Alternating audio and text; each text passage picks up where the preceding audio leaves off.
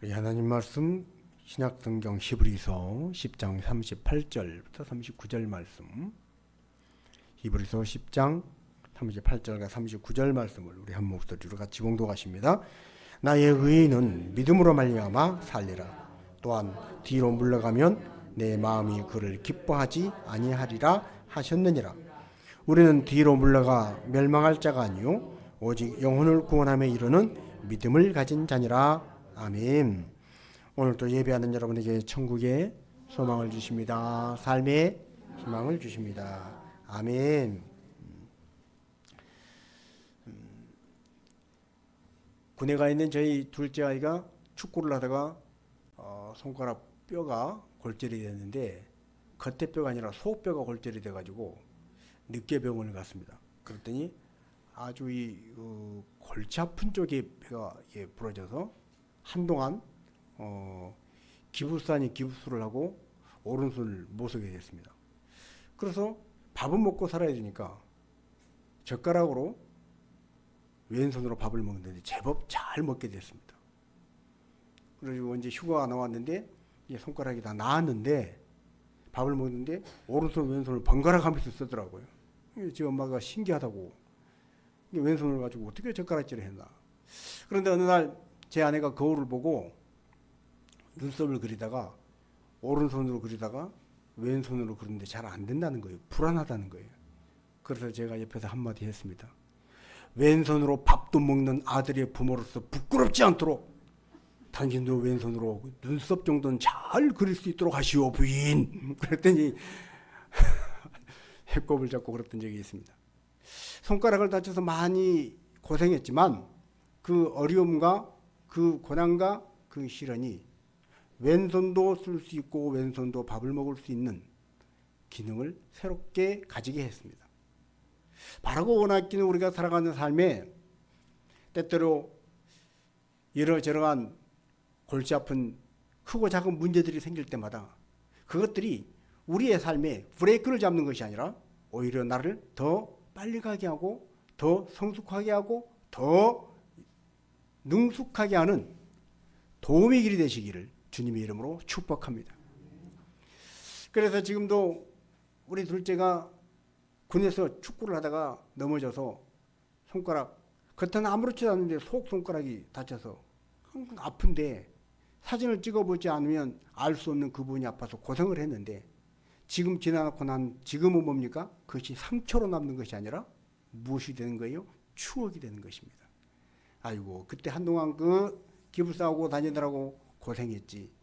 왼손으로 밥 먹느라고 참 고생했지. 엄마가 눈썹 못 그린 거 왼손으로 눈썹 못 그린 그걸 보고 밥도 먹는데 젓가락질로 하던데 그 눈썹 정도는 잘 그려야 되지 않겠냐 그러면서 웃었지. 이 모든 것들이 추억이 됐다는 것입니다. 여러분 살아가는 우리의 삶의 자리가 어떻게 되든 간에 어떤 과정을 거쳤고 어떤 길을 걸었던 그 과정을 생각해 보니 추억이고 그 길을 돌아보니 참 추억이었다고 말할 수 있는 사람이 되기를 주님의 이름으로 축복을 합니다. 여러분 남녀 사이에도 그렇지 않습니까? 남녀 사이에 첫눈에 딱 반한 그런 사람들이 있더라고요. 여러분 어땠습니까? 첫눈에 반했습니까? 어쨌습니까? 첫눈에 딱 반했는데 살아보니 시간이 갈수록 이런 사람인 줄 몰랐다고. 이건 좀 순화된 편이고 좀 센 편으로 뭐라 그래요? 이런 인간인 줄 몰랐다고 그러잖아요. 첫눈에 반한 그 사람이 살아보니 이런 사람인 줄 몰랐다는 거예요.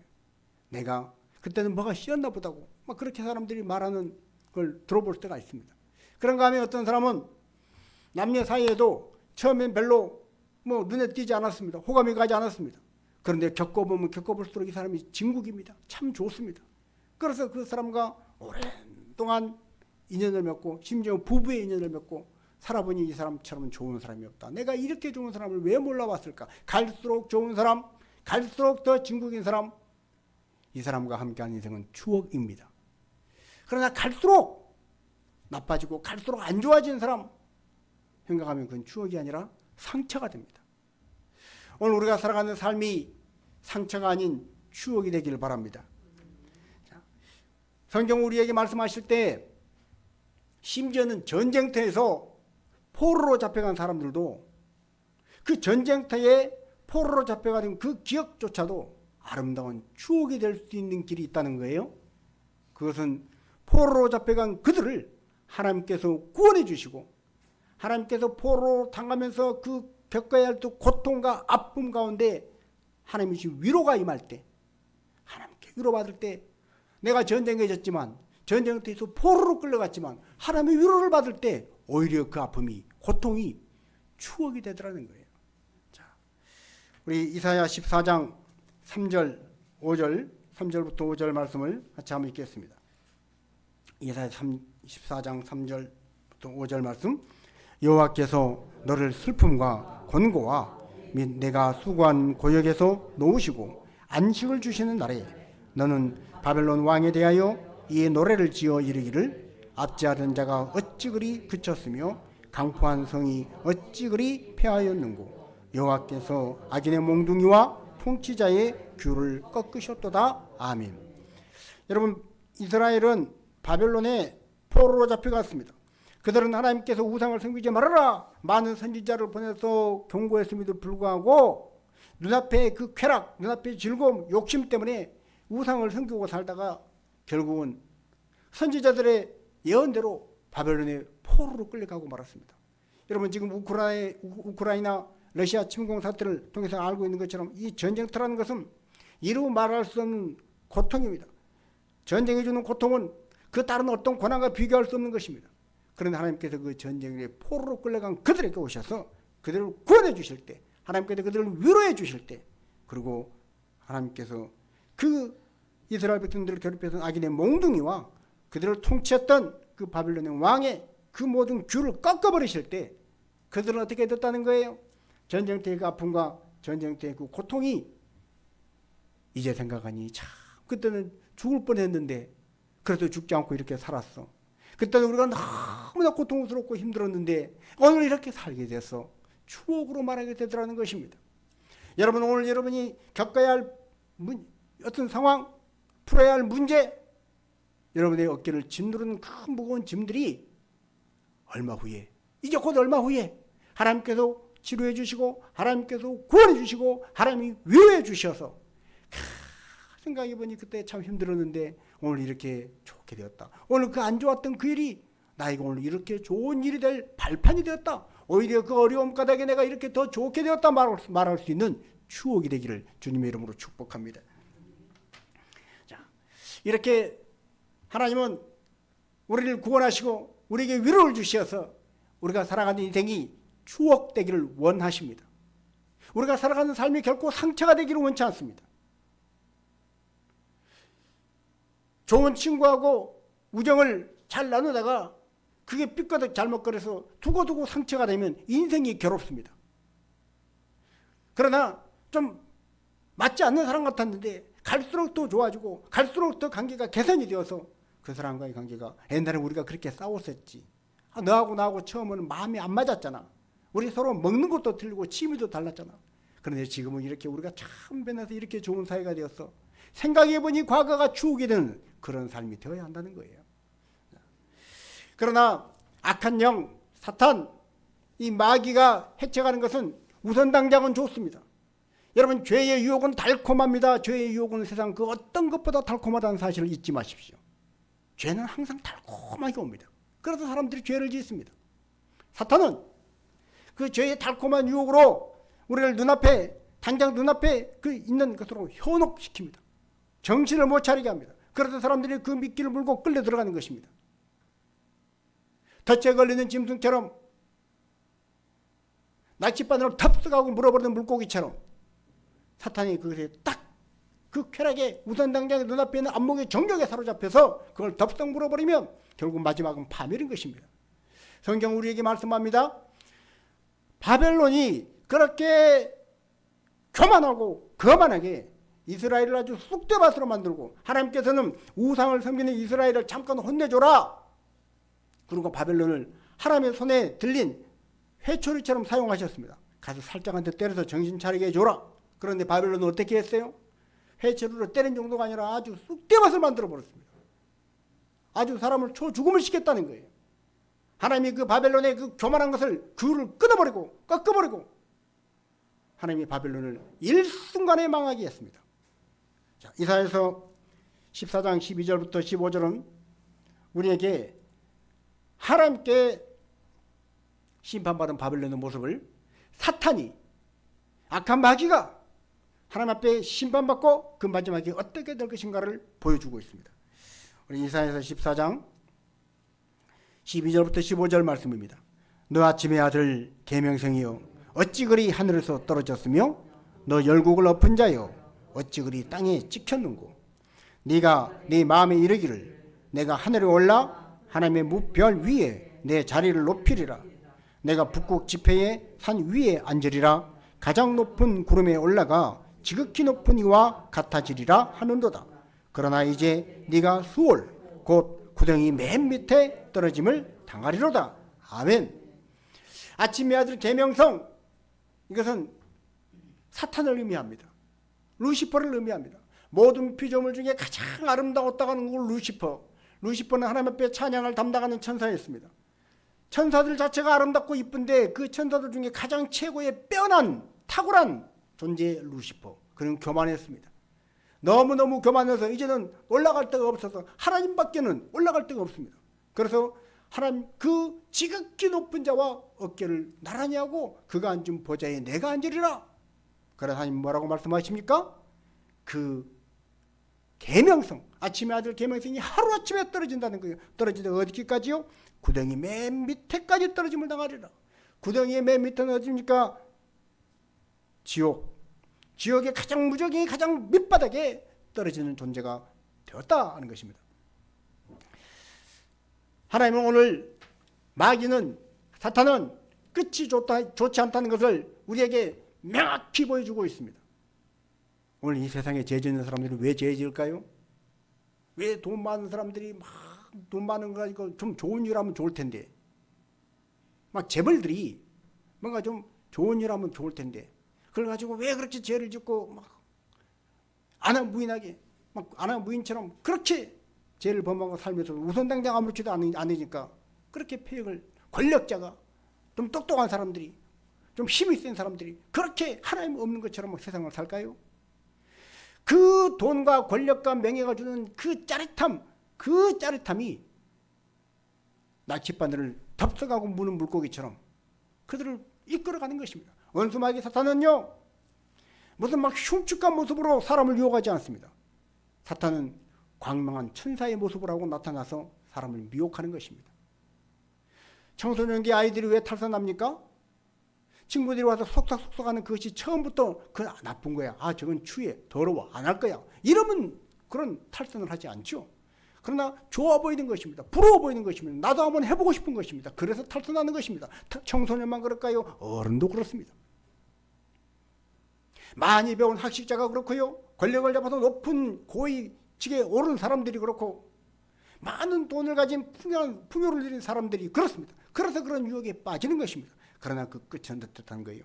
우선은 짜릿하고 우선은 달콤하지만 그 쾌락에 마치 꿀병 속에 빠진 파리가 그 꿀 먹다가 나중에 그 꿀로 배가 불러서, 너무나 달콤한 그 꿀로 배가 불러서 이제는 정말 좋다, 이제는 뭐 더할 나위 없다, 그럴 때 파리의 날개가 꿀에 달라붙어서 날지 못해서 그 꿀에 빠져 죽었다는 그 일화와 같이 오늘 수많은 사람들이 죄의 유혹에 쾌락에 빠져서 그 마지막이 파멸인 줄 모르고 하는 것입니다. 이것이 바로 원수 마귀의 길입니다. 이것이 바로 사탄의 길이라는 거예요. 하나님은 바벨론을 하루아침에 멸망뜨리지 원수 마귀 사탄의 세력을 하루아침에 멸망시킬 것입니다. 그러므로 우리는 원수 마귀 사탄 따라가다가 상처만 남는 그런 인생이 아니라, 오늘 삶의 자리에 어려움이 있고 때로 넘어야 할 산이 있고 건너야 할 강이 있다 할지라도 하나님의 성령의 인도함을 받고 하나님의 보호하심과 순간순간 하나님이 주신 위로를 힘입어서 이 길 끝에 하나님이 주신 광명의 빛 가운데 하나님 앞에 영광 돌고 잘다 칭찬받는 자로, 끝이 좋은 자로 그 길을 돌아볼 때마다 아름다운 추억이었다고 말할 수 있는 그런 삶을 살아가는 저와 여러분 되어지시기를 주님의 이름으로 축복합니다. 자, 이렇게 할 때 우리는 우리의 인생이 이전보다 더 좋은 인생, 갈수록 더 좋은 인생, 날마다 발전과 성숙을 이루어가는 인생, 그런 인생이 되어서 우리의 영적 지수가 높아지고 우리의 모든 이 삶에 하나님 기뻐하시는 진리의 지수가 높아지는 그런 삶을 살아갈 때 그 인생이 진정 행복한 인생 아니겠습니까? 아까 우리가 불렀던 나는 믿네 찬양 가사처럼 내게 허락하신 시련이 있을 수 있습니다. 그러나 그 시련, 내게 허락하신 그 시련을 통해서 나의 믿음이 더욱 강하게 자라나고 내가 하나님께로 더 가까이 나아가면 그것은 아름다운 추억으로 남는 것입니다.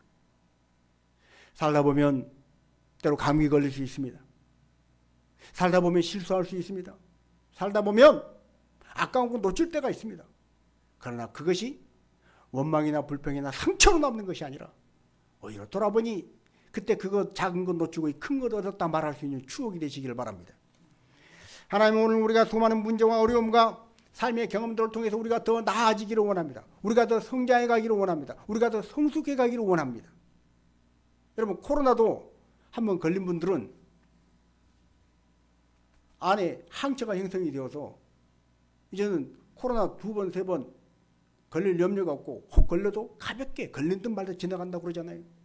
그런다고 해서 코로나 걸리자는 얘기는 아니지만 아무튼 여러분, 우리에게 나가는 모든 시련과 어려움들이 그를 통해서 우리를 더 강하게 하고 우리를 더 새롭게 하고 우리를 더 성숙하게 하면 그것은 추억의 자리가 되는 것입니다. 자, 그렇다면 우리가 우리의 영성 지수를 높여서 우리가 살아가는 인생을 상찬투성이의 인생이 아니라 아름다운 추억이 가득한 인생이 되도록 그렇게 하려면 매일매일 우리의 삶을 어떻게 살아야 하느냐? 믿음으로 살아야 한다는 거예요. 믿음으로. 삶의 자리에 문제가 없을 수는 없습니다. 학교 다니는 학생들이 시험 없이 날마다 학교만 다니는 것이 아닙니다. 때가 되면 시험을 봐야 합니다. 군인들은 훈련을 받아야 합니다. 운동 선수들은 훈련을 통해서 자기의 기량을 발전시켜야 시합에 나가서 메달도 따고 그리고 1등의 기쁨도 맛볼 수가 있는 것입니다. 자, 그렇다면 아무런 문제도 없고 훈련도 필요 없고 그냥 매일매일 놀고 매일매일 그냥 물에 둥둥 떠서 하늘에 떠가는 구름이나 보는 그런 삶을 사는 인생이 아니라면 우리는 어떻게 이 세상을 살아야 하는 거예요? 날마다 우리에게 다가오는 문제들을 시련과 어려움을 믿음으로 반응하고 믿음으로 해석하고 믿음으로 당해내는 자가 되어서 성경의 말씀과 같이 오직 의인은 믿음으로 말미암아 살리라. 그래서 믿음으로 사는 의인의 삶을 살아야 한다는 거예요. 자, 우리가 읽은 히브리서 10장 38절과 39절 말씀이 우리에게 권면합니다. 우리 히브리서 10장 38절과 39절입니다. 나의 의인은 믿음으로 말미암아 살리라. 또한 뒤로 물러가면 내 마음이 그를 기뻐하지 아니하리라 하셨느니라. 우리는 뒤로 물러가 멸망할 자가 아니요 오직 영혼을 구원하며 이르는 믿음을 가진 자니라. 아멘. 우리 같이 한번 고백할까요? 나는 믿음을 가진 자다. 여러분, 믿음을 가진 자는 생명을 가진 자입니다. 살아있는 사람입니다. 진리를 가진 자입니다. 하나님의 약속을 가진 자입니다. 내가 어떤 곳에 가든지 나는 하나님의 약속을 가진 사람입니다. 하나님이 나를 구원해 주시고 하나님이 나를 반드시 마지막에 승리하게 하실 것이고 하나님이 나를 고쳐주시고 치료하시고 회복시킨다는 그 약속이 있는 사람, 이런 사람은요 비가 오는 날 두렵지 않습니다. 곧 비가 개이고 해가 뜰 것을 믿기 까닭입니다. 믿음으로 사는 사람, 그래서 그런 사람은요 문제를 만났을 때 뒤로 물러가서 멸망할 자가 아닙니다. 개역 성경에는 이것을 이렇게 표현하고 있습니다. 우리는 뒤로 물러가 침륜에 빠질 자가 아니요, 이렇게 표현하고 있습니다. 여러분, 침륜에 빠질 자가 아닙니다. 우리에게 시련이 옵니다. 어려움이 옵니다. 고난이 옵니다. 정말로 이루 말할 수 없는 고민스러운 일이 생길 수 있습니다. 그것 때문에 우리는 망하지 않습니다. 그것 때문에 우리는 뒤로 물러가 침륜에 빠진 자가 아니라는 거예요. 우리는 오직 의인은 믿음으로 말미암아 살리라. 믿음으로 살아서 그 시련과 어려움이 오히려 우리를 돋보이게 하고 우리를 더 성숙하게 하고 우리를 더 앞으로 나아가게 하는 기회가 된다는 것을 알고 믿음으로 승리하는 하나님의 사람들이 되시기를 주님의 이름으로 축복합니다. 자, 그렇다면 우리는 어떻게 해야 합니까? 우리가 살아가는 매일의 삶 속에 내가 가지고 있는 소원이 뭔가, 내 소망은 올바른 것인가, 내가 하는 기도 제목이 올바른 것인가, 이걸 점검해 봐야 합니다. 학교에서 학생들이 시험을 볼 때 중간고사가 됐건 기말고사가 됐건 시험을 볼 때 이렇게 말하는 학생들이 있습니다. 아이고, 시험 기간 힘들다. 빨리 시험이나 끝났으면 좋겠다. 시험을 잘 보고 못 보건 점수를 많이 받건 짧게 받건 그건 상관이 없고 빨리 좀 시험 좀 끝났으면 좋겠다. 그래서 마음껏 좀 놀았으면 좋겠다. 빨리 시험 끝나고 축구했으면 좋겠다. 시험만 빨리 끝나라. 이렇게 말하는 학생이 있습니다. 여러분, 그런 학생은 시험이라는 과정을 통해서 실력이 향상되고 그동안 배웠던 것을 점검해 볼 수 있는 기회가 없습니다. 시험은 뭡니까? 그동안 내가 배웠던 것을 잘 정리해서 그 배운 것을 정리할 기회입니다. 내 실력이 향상될 수 있는 기회입니다. 그런 학생은 시험만 빨리 끝나가 아니라 이왕이면 내 실력을 충분히 발휘해서 이 시험을 통해서, 시험 기간을 통해서 축구하고 싶은 거 참고, 친구들하고 놀고 싶은 거 참고, 잠도 좀 참고, 어렵지만 힘들지만 이 과정을 거쳐서 지나고 난 다음에 야, 나 100점 맞았다. 야, 내가 이번에 정말 열심히 시험 공부했더니 그 전에 정리가 되지 않았던 것들이 다 정리가 되어서 이제는 뭐 경제 특구란 단어만 나오면 나는 그 부분 얼마든지 내가 잘 설명해 줄 수 있다. 이런 자신감을 가진 사람으로 성숙한다면 그것이 의미 있고 보람 있는 거 아니겠습니까? 우리 인생도 마찬가지입니다.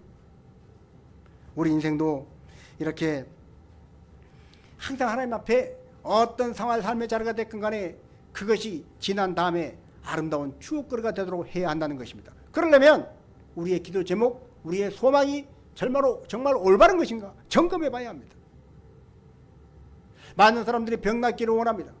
그러면 만약에 병 고쳐주세요, 고통이 없게 해주세요. 그러면 그 병이 나으면, 그 고통이 없어지면 건강한 몸으로 뭐 할래? 물어볼 때 내가 건강해지면, 내가 고통이 없으면 나는 이것을 할래요 라는 어떤 비전을 제시하고 그것을 목표로 삼고 기도하는 자가 되어야 한다는 거예요. 막연히 무조건 내 병 낫게 해주세요, 고통 없게 해주세요 이렇게만 기도하지 마시고 뭔가 이 병이 고쳐지면, 고통이 사라지면 나는 이걸 하고 싶습니다. 건강하지 못해서 하지 못한 이걸 내가 건강해지면 이걸 하고 싶습니다 라고 비전을 가지고 소망을 가지고 기도하는 여러분 되시길 바랍니다. 우리가 해결할 수 없는 문제, 그 문제 때문에 우리는 얼마나 고민스러운지 모릅니다. 하나님 이 문제 좀 해결해 주세요. 만약에 천사가 와서 그 문제 해결하면, 그 문제 해결되면 너 뭐 할 건데? 그럴 때 몰라요. 하여튼 모르겠고 문제만 해결해 주세요. 이런 기도, 이런 소망 갖지 말고 이 문제가 해결되면 나는 이런 하나님이 내게 주신 비전, 이런 비전을 이루고 싶습니다. 내게 한 번밖에 없는 인생을 이 문제가 해결이 되면 나는 이 목표를 가지고 하나님의 영광을 위해서 나가겠습니다. 소망을 뚜렷이하고 기도 제목을 하나님 기뻐하시는 기도 제목으로 바꾸라는 거예요. 여러분의 모든 기도 제목이 마음에 품은 소원들이 막연한 어떤 것이 아니라 그냥 돈 많이 벌게 해주세요, 건강하게 해주세요, 문제없게 고민 없게 해주세요 그렇게 기도하지 마시고 하나님의 영광을 위해서, 하나님의 나라와 그 의를 위해서, 하나님께서 천하보다 귀히 여기신 한 영혼을 구원하는, 영혼을 살리는 그 일을 위해서 내가 어떻게 쓰임받을까를 생각하고 기도하고 소망을 품는 여러분 되시기를 주님의 이름으로 축복합니다. 그럴 때 우리는 추억의 길을 걷는 자가 되는 것입니다. 두 번째로 우리는 하나님의 주권을 인정하고 내가 정말로 하나님의 주인 되심을 인정하고 있는지 우리를 돌아봐야 합니다. 우리에게 많은 시간이 주어집니다. 우리에게 어떤 돈이, 물질이 주어집니다. 자, 그것들을 하나님께서 주인이라는 사실을 철저히 인정하고 살고 있느냐, 아니면 이거 다 내 거야 그러고 살고 있느냐, 여기에서 추억의 길과 상처의 길이 갈라지는 것입니다. 똑같은 10만 원도 어떤 사람은 10만 원을 100만 원처럼 귀하게 쓰는 사람이 있습니다. 어떤 사람은 100만 원이라는 돈을 10만 원의 값어치도 못하게 쓰는 사람이 있습니다. 여러분, 물질의 주인을 하나님으로 인정해 보십시오. 내게 단돈 10,000원짜리 하나가 있어도 그 10,000원을 가지고 1,000만 원의 값어치를 하고 쓰는 사람이 될 줄로 믿습니다. 그런데 내가 물질의 주인이 되면요, 1억을 갖다 줘도 1억을 100만 원의 가치도 없이 써버립니다. 내게 들어온 수입이 중요한 거 아니고 수입보다 더 중요한 것은 그 수입을 가지고 어떻게 쓰느냐입니다. 하나님의 물질의 주인이십니다. 하나님의 물질의 주인이 되어서 하나님께서 나의 물질의 주인인 걸 인정하고 있을 때는 정말로 귀하게 값지게 알차게 씁니다. 그런데 그렇지 못하면 엉뚱한 데 새 나가는 것입니다. 엄청나게 많은 수입이 들어와도 어디 나갔는지 모르게 다 나가는 것입니다. 날마다 부족합니다. 생각지도 못한 일은 막 나가는 것입니다. 그러니까 나의 유익을 위해서 아무것도 남는 게 없는 거예요.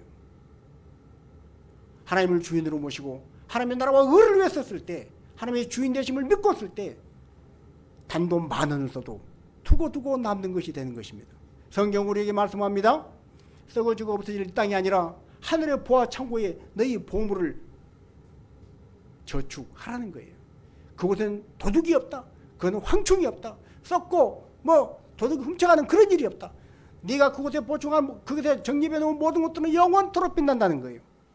여러분, 물질은 우리의 인생의 시간에 비하면 별것 아닌 하찮은 것입니다. 근데 그 물질조차도 내가 어디다 썼나 쓴 흔적도 없이 사라져버린 것이 아니라 영원히 남는 것이 되게 주시겠다는 거예요.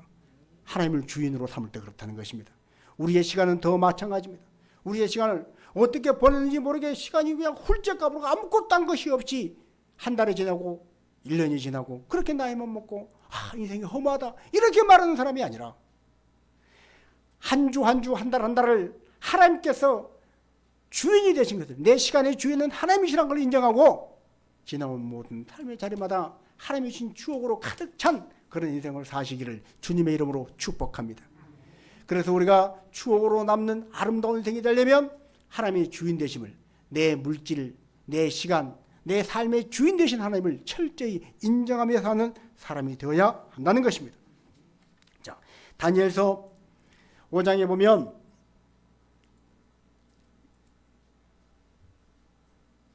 느부갓네살의 아들 이 벨사살 왕이 큰 잔치를 합니다.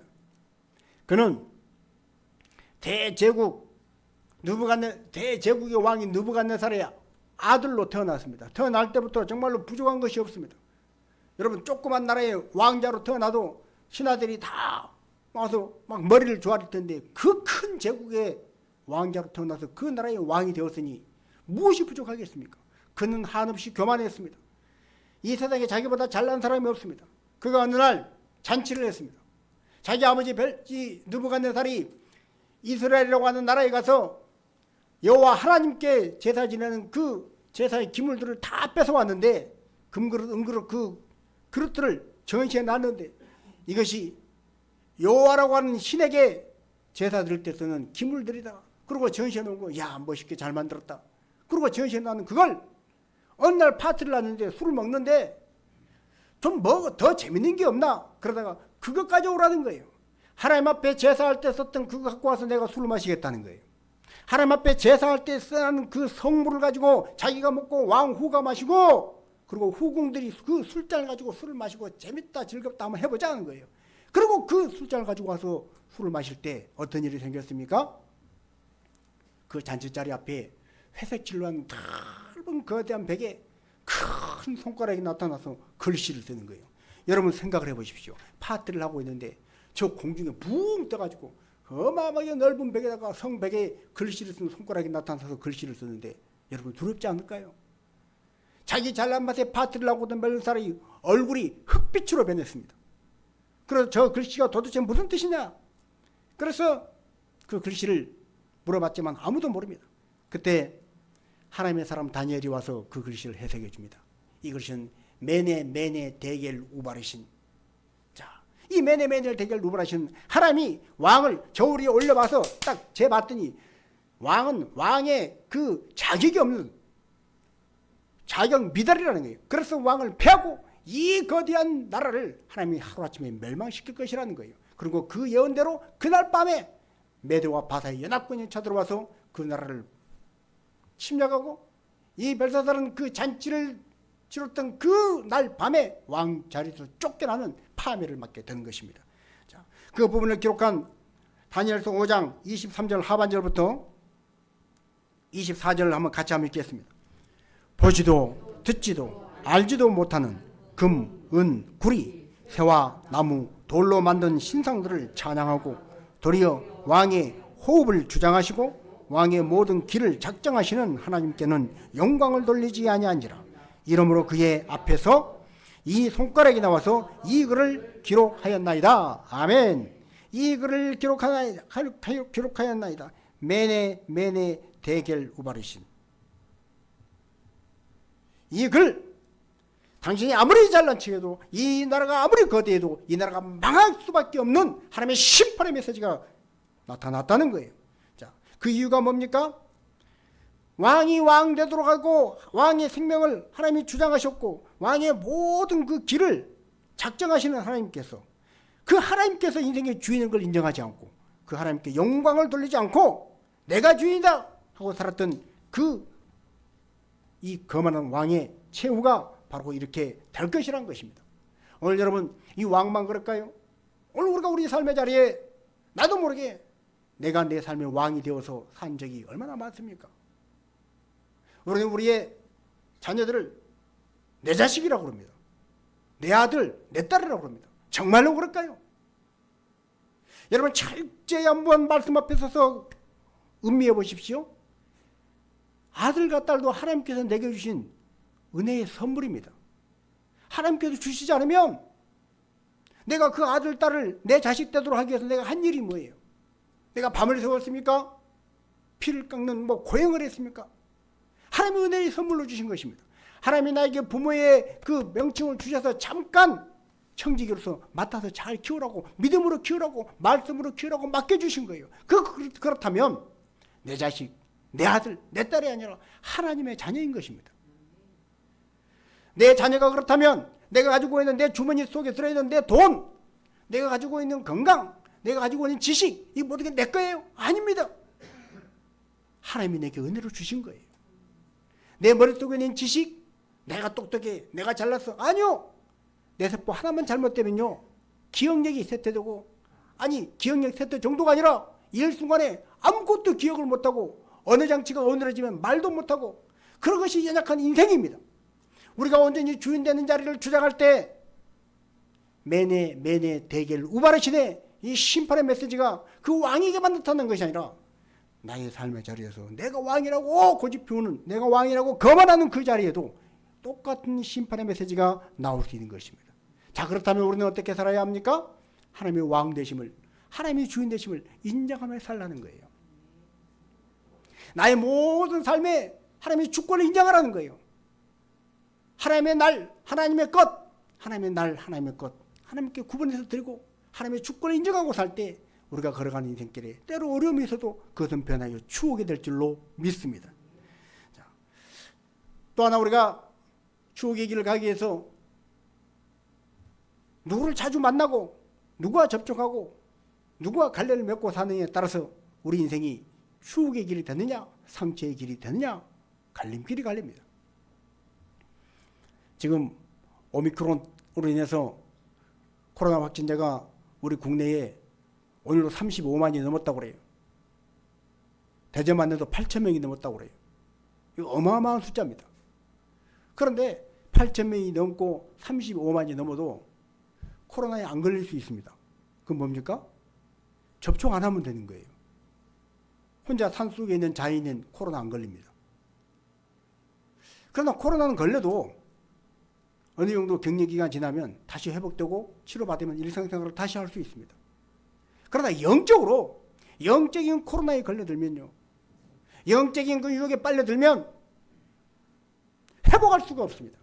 그래서 우리는 영적인 코로나에 걸리지 않도록, 우리가 이 땅에 사는 동안에 이 육신의 몸뚱아리를 힘들게 하고 불편하게 하는 그 코로나에 걸리지 않게 해서 마스크를 쓰고 거리두기 하고 위생수칙 잘 지키고 우리가 힘써서 정말 접촉하지 않으려고 노력하고 하는 것, 그런 노력을 하고 살면서 영적으로 우리는 얼마나 무방비하게 살아가는지 모릅니다. 여러분, 우리가 살면서 아무리 세련돼 보이고 아무리 교양이 있어 보여도 하나님 앞에 하나님을 대적하는 그런 인본주의의 말을 자꾸 듣다 보면 믿음 다 떨어지는 것입니다. 세상의 매체들, 여러 가지 책들, 똑똑하다고 하는 사람들, 교양 있다고 하는 사람들, 그 사람들 입에서 하나님 찬양합시다, 하나님 높입시다 이런 말이 나오면 그것은 함께 친구하고 얼마든지 내가 겸손히 배우고 받아들여야 할 말이지만, 아무리 똑똑하고 아무리 교양이 있어 보여도 하나님을 대적하는 말이 그 입에서 나온다면 우리는 단호하게 끊어버려야 할 줄로 믿습니다. 그런 것들과 접하면 자꾸 믿음이 떨어져 가는 거예요. 자, 하나님 우리에게 말씀하시기를 너희는 내 말이 너희 안에 있는 사람들이다. 너희는 의를 가지고 사는 사람들이다. 말씀하시며 너희는 어떻게 하는가를 우리에게 말씀하십니다. 이사야 51장 7절 말씀입니다. 의를 아는 자들아, 마음에 내 율법이 있는 백성들아, 너희는 내게 듣고 그들의 비방을 두려워하지 말라. 그들의 비방에 놀라지 말라. 아멘. 우리는 하나님의 의를 아는 사람들입니다. 하나님의 의는 예수 그리스도이신 줄로 믿습니다. 하나님 앞에 옳다고 인정받을 수 있는 의는 다른 거 없어요. 오직 예수밖에 없습니다. 이 땅에 오셔서 우리를 위해 십자가에 아무런 죄도 없는 그분이 십자가에 나의 죄를 대신해 죽으신 그 예수 그리스도 하나님의 아들만이 우리의 의가 되시는 거예요. 다른 어떤 것도 내세울 자랑거리가 없습니다. 오직 예수를 내세울 때 예수의 의로 우리는 하나님 앞에 죄 없다고 인정받고 영원한 생명을 얻는 것입니다. 그 의를 아는 자들, 예수 그리스도를 아는 자들, 마음에 하나님의 율법, 즉 하나님의 말씀이 있는 백성들아, 하나님 말씀하십니다. 너희는 누구에 들으라고요? 내게 들으라는 거예요. 하나님의 말씀을 들으라는 거예요. 하나님께 듣고 그들의 비방을 두려워하지 말아라. 그들의 비방에 놀라지 말아라. 그들은 뭡니까? 인생의 죄로 인해 악한 마귀 사탄, 실패, 여러 가지 질병들, 어려움들, 고난들, 그것들이 때로 우리를 놀라게 합니다. 두렵게 합니다. 우리를 두려워하게 합니다. 여러분, 인생을 살다가 어떤 큰 병에 걸리면 우리는 당장 죽을 것처럼 두렵습니다. 사업이 크게 한 방 맞아서 막 부도가 날 것 같으면 우리는 그것으로서 막 두려워합니다. 자녀의 문제로 우리는 인생을 살면서 얼마나 많이 놀랍니까? 이 세상의 소리들로 인하여 우리는 얼마나 많이 놀랍니까? 북한이 뭐 도발한다 어쩐다 그러면 우리는 불안합니다. 휘발유 값이 뭐 얼마나 돌파했다 그러면 우리는 불안합니다. 주가가 어떻게 되고 경제 지표가 어떻게 되고 집값이 어떻게 되고 부동산 뭐 여러 가지 뉴스들을 들을 때마다 우리는 불안합니다. 두렵습니다. 성경은 말합니다. 그것들이 주는 그 비방에 두려워하지 말라. 그것들이 주는 비방에 놀라지 말라는 거예요. 그러면서 우리는 그것들의 길을 기울이고 그것들에 끌려가지 말고 어떻게 하라는 거예요? 하나님의 말씀을 들으라는 거예요. 내게 들으라는 거예요. 너희는 내 말씀이 너희 안에 있다. 너희는 의를 아는 자들이 아니냐? 내게 들으라는 거예요. 하나님께 들으라는 거예요. 그럴 때 두려움과 놀람이 사라지고 하나님이 주신 평강을 얻게 될 줄로 믿습니다. 자, 그래서 우리는 하나님 앞에 두려워하는 자들이 아니라 이 세상에 어떤 시련과 고난과 어려움이 와도 그 문제로 인해 나는 이제 큰일 났다. 나는 죽게 생겼구나. 이거 어떻게 하면 좋나? 걱정하고 근심하고 벌벌 떠는 자가 아니라 그 속에서 두려워하지 말라 놀라지 말라 내가 너와 함께함이라 말씀하신 주의 말씀을 듣고 그렇죠 아버지. 아버지가 저와 함께 하시면 내가 물 가운데로 지날지라도 물이 나를 침몰하지 못할 것이고 불 가운데로 지날지라도 불꽃이 나를 사르지 아니할 줄로 믿습니다. 하나님이 나의 아버지이십니다. 아버지 음성을 듣는 자가 되라는 거예요. 네 번째로 우리가 성령을 사모해야 합니다. 그럴 때 우리는 상처의 길이 아니라 추억의 길을 가게 되는 것입니다. 성령은 냉랭한 마음을 뜨겁게 합니다. 성령은 나뉘었던 것들을 화합하게 합니다. 성령은 거역하는 것들을 순종하게 합니다. 성령은 믿어지게 합니다. 아니 믿을 수 있게 합니다. 그래서 성령을 사모하라는 거예요. 인생을 살다 보면 자꾸 마음이 우울해지고 낙담이 되고 그리고 마음이 나뉘고 원망이 나오고 불평이 나올 그런 일들이 자꾸 생깁니다. 그때마다 가만히 있지 마세요. 가만히 있으면 자꾸 마음이 더 우울해집니다. 낙심이 됩니다. 실망이 됩니다. 좌절하고 그리고 미워지고 자꾸 싸우게 되고 불리하게 되고 불안합니다. 두렵습니다. 그럴 때 가만 방치하지 말고 성령을 구하는 여러분 되십시오. 성령님이 하나 되게 하십니다. 성령님이 마음을 뜨겁게 하십니다. 성령님이 믿어지게 하시고 성령님이 화합하게 하시고 하나님이 주시는 승리를 맛보게 하시는 것입니다. 그래서 성령을 사모하라는 거예요. 여러분 우울한 사람이 밖에 나가서 커튼을 싹 젖히고 햇빛만 봐도 그 우울증이 완화가 된다고 그러잖아요. 햇빛을 받으면 비타민 D가 생성이 되어서 사람이 우울하고 면역기능 떨어지는 것들이 어느 정도 회복이 되고 올라간다고 그러잖아요. 햇빛만 봐도 면역기능이 올라가고 햇빛만 봐도 우울한 기분이 상쾌해지는데 하물며 성령을 구하는 자에게 하나님께서 좋은 곳으로 주시지 않겠느냐는 거예요. 자, 마지막 다섯 번째로 우리는 지혜를 구하는 자가 되어야 합니다. 야고보서 1장 5절의 말씀과 같이 내 중에 지혜가 부족하거든 후히 주시고 모든 자에게 꾸짖지 아니하시고 주시는 하나님께 구하라 말씀하십니다. 여러분 지혜가 부족합니까? 인생을 살면서 어떻게 해야 할지 어떻게 해야 할지 지혜가 부족할 때마다 나는 왜 이럴까 실망하고 낙심하고 포기하지 말고 꾸짖지 아니하시고 후히 주신 하나님 앞에 구하는 여러분 되시기 바랍니다. 하나님께서 지혜를 주셔야 우리가 권력을 잡아도 부패하지 않습니다. 하나님이 지혜를 주셔야 우리가 많은 물질을 갖고 있어도 그 물질 때문에 타락하지 않습니다. 하나님이 지혜를 주셔야 명예를 갖고 있어도 그 명예가닥에 추해지지 않습니다. 지혜가 없으면 권력을 가진 사람이 부패합니다. 지혜가 없으면 많은 물질로 타락하게 되는 것입니다. 지혜가 없으면 명예 때문에 추해집니다. 얼마나 많은 사람들이 그렇게 살아갑니까? 그래서 솔로몬은 지혜를 구했습니다. 솔로몬은 그 어떤 것이 아니라 지혜를 구할 때 그는 전무후무한 부와 권력과 명예와 건강과 모든 것들을 하나님이 붙여주신 줄로 믿습니다. 지혜를 구하라는 거예요. 지혜. 자, 그렇다면 우리는 우리 자녀들에게 무엇을 줘야 할까요? 우리 자녀들에게 물질을 줘야 할까요? 권력을 줘야 할까요? 명예를 줘야 할까요? 앞뒤가 잘못되어 있습니다. 자녀들에게 지혜를 먼저 주는 여러분 되시기 바랍니다. 자녀들에게 지혜를 주면 그가 어디 자리에 가서 어떤 권력을 잡더라도 그는 부패하지 않을 것입니다. 자녀들에게 지혜를 주면 그가 아무리 많은 물질을 갖고 있어도 그는 타락하지 않을 것입니다. 자녀에게 지혜를 주면 그는 어떤 명예를 갖고 있어도 그 명예 때문에 추해지지 않을 것입니다. 얼마나 많은 사람들이 지혜가 없어서 그 명예 하나 지키려고 추해집니까? 우리 사랑하는 자녀들이 그렇게 되면 안 되지 않겠어요? 그래서 우리는 우리 자녀들에게 지혜를 심는 자가 되어야 하는 것입니다. 하나님의 말씀에 지혜는 뭐냐? 하나님을 경외하는 것이 지혜의 근본이라고 그랬습니다. 전도서 12장 말씀에 하나님을 경외하고 하나님을 믿고 하나님을 숭배하는 것이 인생의 마지막 결론이 지혜의 총체가 된다는 거예요. 지혜의 근본은 뭐냐? 하나님을 여호와를 경외하는 것이 지혜라는 거예요. 그래서 로펠레의 어머니가 어릴 때부터 옷을 지어서 만들어서 가난한 집에 자랐던 로펠레는 어머니가 손수 옷을 지어 만들 때 한쪽은 너 용돈 주머니, 한쪽은 하나님께 드릴 11조 주머니다. 어릴 때부터 그 교육을 받고 자랐던 로펠레는 세계에서 제일 최고, 아니 1등하는 부자가 되어서 그런 그 재물로 부패하지 않고 헛되지 않고 50살 때 죽을 병이 걸려서 이제 죽는구나 그랬지만 그때부터 회심하여 기부하고 그때부터 교회를 짓기 시작하고 그가 미국 내에 지은 교회가 정확한 숫자가 뭐 통계가 이런저런 통계가 있지만 최소한 300개가 넘는다는 말이 있습니다. 그런 교회를 지으면서 제가 15년 전에 시카고 갔을 때 시카고에 로펠러 기념교회가 있더라고요. 대리석으로 어마어마하게 멋있게 지어놓은 그 교회가 그 교회보다 더 큰 교회들이 미국 각처에 있다는 거예요. 그래서 그는 50살에 죽을 것 같았지만 죽지 않고 하나님이 그를 남은 40년을 건강하게 정말 하나님의 나라와 의를 위해서 교회를 위해서 살도록 하셔서 90세 넘도록 장수하고 건강하게 살다가 하나님 품에 간 줄로 믿습니다. 그 기초가 뭐예요? 어릴 때부터 어머니가 하나님이 너희의 주인이시다. 하나님이 주인이시다. 그 훈련을 하나님을 잘 믿는 그 지혜를 먼저 공급했을 때 그렇게 복된 삶, 추억에 있는 삶을 살게 됐다는 것입니다. 오늘 이 땅에 많은 사람들은 지혜를 주기 전에 다른 걸 먼저 주려고 그럽니다. 물질을 주려고 그럽니다. 어떤 특혜를 주려고 그럽니다.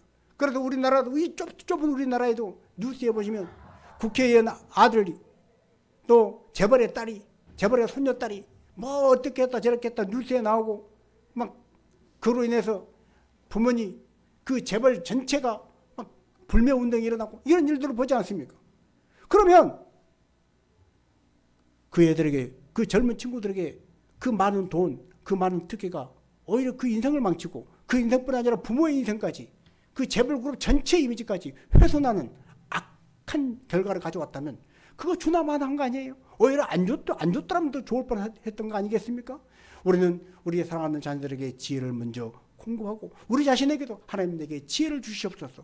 후회 주시고 꾸짖지 아니하신 하나님의 지혜를 구해서 상처의 길이 아니라 추억의 길로 가는 하나님의 사람들이 되어야 할 줄로 믿습니다. 우리 같이 한번 기도하겠습니다. 상처로 남은 인생이 아니라 아름다운 추억으로 남은 인생이 되게 하여 주옵소서. 믿음으로 사는 의인이 되게 하여 주시옵소서. 하나님, 추억이냐 상처냐의 갈림길은 무엇을 가까이 하냐에 달려 있습니다. 예배를 가까이 하고 말씀을 가까이 하고